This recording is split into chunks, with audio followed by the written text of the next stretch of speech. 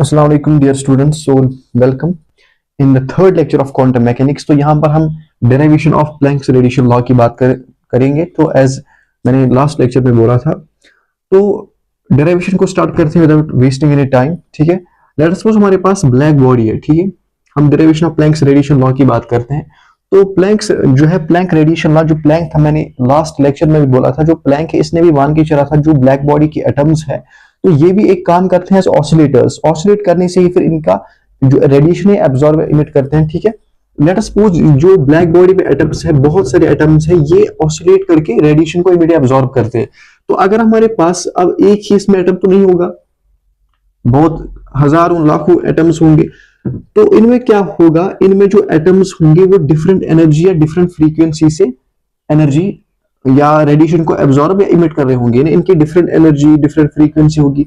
Late us suppose इसमें क्या है, इसमें लेट अस सपोज N1 ऐसे ऑसिलेटर्स है जिनकी एनर्जी है HF या H न्यू। हम कहते हैं एनर्जी बराबर होती है H न्यू के। ठीक है, या अगर हमारे पास N टाइम्स है N ऑसिलेटर्स, तो उनकी N टाइम्स H न्यू होगी। लेट अस सपोज इसमें N1 ऑसिलेटर्स है जिनकी फ्रीक्वेंसी है HF, इसमें N2 ऑसिलेटर्स है जिनकी फ्रीक्वेंसी है 2HF, इनमें N3 ऑसिलेटर्स है जिनकी एनर्जी है 3HF। यानी सिर्फ एक ही एटम नहीं है जिसकी एनर्जी HF है, ऐसे N1 ऑसिलेटर्स है, N1 एटम्स है जिनकी एनर्जी HF है। उसी तरह N2 ऑसिलेटर्स है जिनकी एनर्जी 2HF है, N3 ऑसिलेटर्स है जिनकी एनर्जी 3HF है। ऐसा नहीं कि एक ही एटम है जिसकी एनर्जी HF है, नो, N1। तो अगर हम देखेंगे ऐसे बहुत सारे ऑसिलेटर्स होंगे जिनकी एनर्जी ऐसी डिफरेंट होगी, तो हम इसको रिप्रेजेंट करेंगे NT से। यानी ये असल में टोटल ऑसिलेटर्स है इस ब्लैक बॉडी में, टोटल ऑसिलेटर्स। हम डेरिवेशन की ओर जा रहे हैं of Planck's radiation law. Late us suppose total energy की ऑसिलेटर्स कितने, NT, तो वो N1 plus N2 plus N3 plus so on. ठीक है, those will be the total oscillators. अगर हम देखेंगे ब्लैक जो बोल्ट्जमैन डिस्ट्रीब्यूशन लॉ है, Boltzmann distribution law, Boltzmann distribution law क्या कहता है, अगर हमारे पास N ऑसिलेटर्स है, ठीक है, इनकी जो ये बराबर होते हैं जो ऑसिलेटर जिनकी ग्राउंड, यानी मैं ऐसे बोलूंगा, let us suppose E is equal to HF। ये बेसिकली क्या है, इसका N का वैल्यू यहां पे 1 है, तो पहली एनर्जी लेवल में जो एनर्जी है वो HF है। ठीक है, ग्राउंड स्टेट की बात करेंगे, एनर्जी 0। ठीक है, ग्राउंड स्टेट में N का वैल्यू 0 है, N का वैल्यू इज 0। उस ग्राउंड स्टेट में लेट अस सपोज ऑसिलेटर्स है N नॉट। ठीक है, N नॉट, तो N बराबर आएगा N naught E raise power minus NHF by KT। This is basically the Boltzmann distribution law. यानी N जितने नंबर ऑफ ऑसिलेटर्स है, N times oscillators, N times, what is this, ये N oscillators है, small n oscillators. ठीक है, इनकी energy होगी, sorry ये कितने होंगे, N not. N not is basically जो जिनकी एनर्जी 0 है, ग्राउंड स्टेट में जो ऑसिलेटर्स है, उतने times of E raise power minus NHF by KT।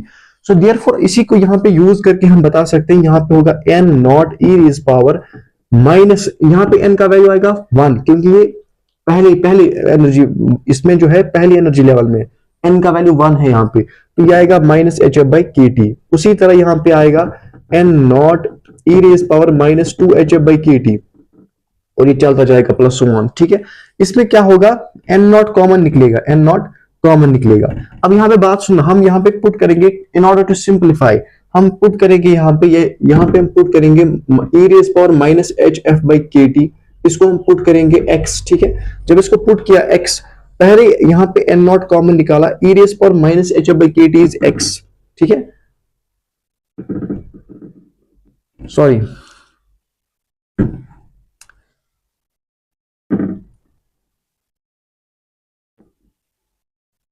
तो बेसिकली यहाँ पे क्या आएगा, यहाँ पे आएगा N naught plus N1 plus N2 plus so on. ठीक है, N नॉट की अगर हम बात करेंगे, यानी पहला है N naught plus N1 is N naught times E raise power minus HF by KT, plus ये है N naught E raise power minus 2HF by KT। इसी तरह चलता जाएगा। हमने पुट किया E raise power minus HF by KT को x, तो N नॉट यहाँ से कॉमन निकलेगा, यहाँ पे आएगा 1 प्लस N नॉट कॉमन है, दिस इज x। ठीक है, उसी तरह N नॉट कॉमन है, this is x square plus so on. एक बाइनोमियल एक्सपेंशन बन गया, तो एन नॉट ऐसे ही, और ये आएगा 1/1 माइनस एक्स। क्यों? क्योंकि बाइनोमियल एक्सपेंशन को अगर सॉल्व करेंगे इस बाइनोमियल एक्सपेंशन को, इसका सोल्यूशन ये आता है। ठीक है, ये मैथमेटिक्स का टॉपिक है। तो देयरफॉर हमारे पास क्या है, N naught divided by 1 minus E raise power minus H F by K T, क्योंकि एक्स का वैल्यू यही है। तो this is what we got N T. ये हमारे पास टोटल नंबर ऑफ ऑसिलेटर्स है। तो टोटल नंबर ऑफ ऑसिलेटर्स हमारे पास इतने मिले। ठीक है, उसके बाद now we have total energy. Total energy is 0 plus ground state में 0 यहां पे, लेकिन एन नॉट है ग्राउंड स्टेट में, 0 प्लस E1 प्लस E2, ठीक है, plus E3 plus so on. ठीक है, एनर्जी जो, अगर हम एनर्जी की बात करेंगे, एनर्जी किसके बराबर आती है? एनर्जी इज NHF या HF। ठीक है, NHF, हम फ्रीक्वेंसी को F टर्म्स में ले रहे हैं rather than the date of mu. तो NH N times HF, energy इसी के बराबर आती है। तो ये 0 है, प्लस E1 का जो एनर्जी E1 है वो किन ऑसिलेटर्स की है? N1 ऑसिलेटर्स की है, मैंने पहले ही बोला। उसके बाद HF प्लस N2HF, ऐसे ही plus N3 sorry 2HF, N3 3HF plus so on. E1 energy N1 oscillators के और उनकी एनर्जी कितनी है? HF। E2 N2 ऑसिलेटर्स की है और उनकी एनर्जी कितनी है? 2HF। E3 N3 ऑसिलेटर्स की और उनकी एनर्जी है 3HF प्लस सो ऑन।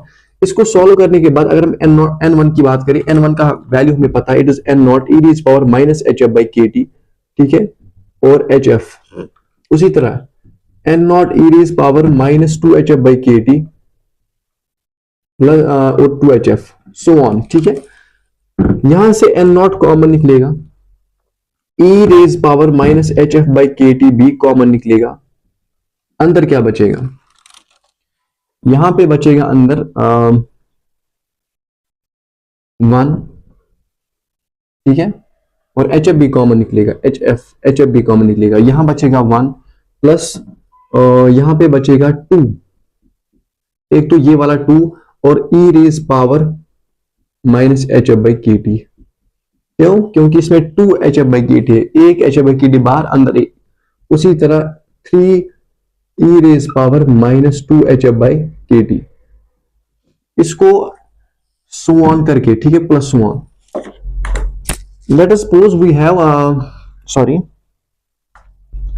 अगर हम इसको आगे बढ़ाएंगे तो ये हमारे पास क्या निकला? ये भी एक बाइनोमियल एक्सपेंशन है, तो ये आएगा N naught E raise power minus HF by KT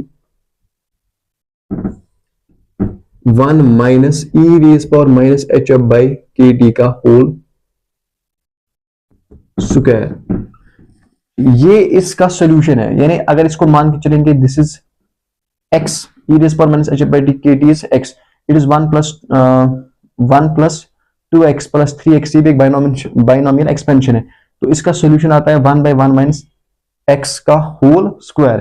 so this is therefore 1 minus x is e raise power minus HF by KT का होल स्क्वायर। सो ये हमारे पास टोटल एनर्जी आई। ठीक है, now we have to calculate basically what energy density। ठीक है, ये बराबर आती है energy divide by total number. Energy density is energy पर ऑसिलेटर। एक ऑसिलेटर के पास कितनी एनर्जी है? ठीक है, एक ऑसिलेटर के पास, उसी को एनर्जी डेंसिटी कहते हैं। तो एनर्जी का वैल्यू दे दो, it is basically N naught E raise power minus HF by KT, ठीक है, divided by 1 minus E raise power minus HF by KT whole square. And इसको मल्टीप्लाई रेसिप्रोकल में लाएंगे। ठीक है, हमारे पास n कितना था? n हमारे पास कितना था?